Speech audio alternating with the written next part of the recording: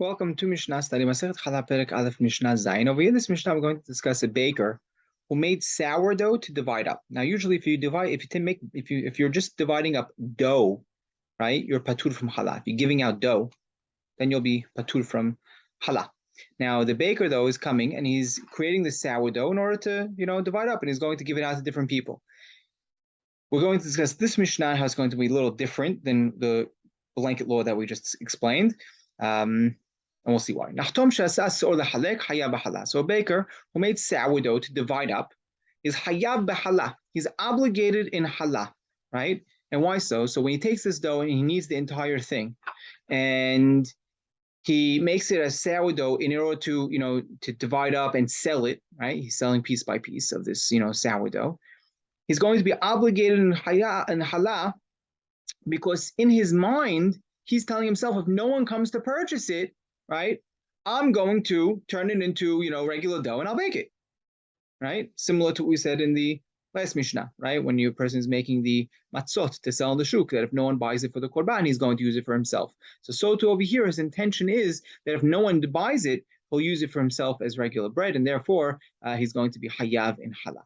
V'chen nashim, similarly, women, right? So this is a little the opposite case. So the nachtom before, the baker was selling the bread. Over here now, the women are giving the baker all their dough, right? And they want in return sourdough. So they gave it all to the baker. Now, right? If one of them, none of them have the appropriate shiur, right? The 43.2 betzah. Right? If one of the women didn't have 43.2 betzah, then it's going to be pitura min hallah.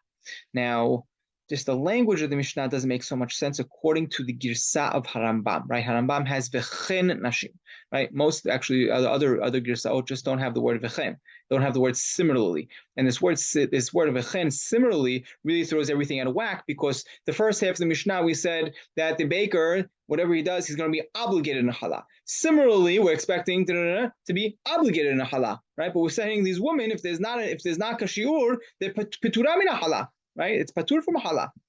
So this really needs to be understood. And Harambam actually says over here that you need to fix the Mishnah to understand it as what? And he says that we need to understand it as such.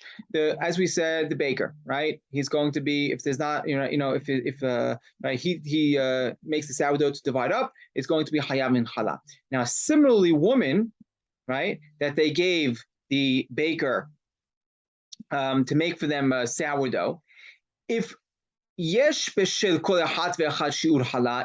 one has the appropriate shiur, then it's going to be obligated in hallah. Right? That's similar to the first case, right? They're obligated in hallah, and they're also obligated in hallah because they gave the baker a massive amount. They gave him 5 pounds of flour, so it's going to be obligated in hallah. But im en b'shelahat, and that's the last line of the Mishnah, if there isn't, for any of them, right, they don't have the shiur hallah, then it's going to be pitura min hallah, right? And that's what the halacha is, exactly how we explained. And yeah, that all is clear.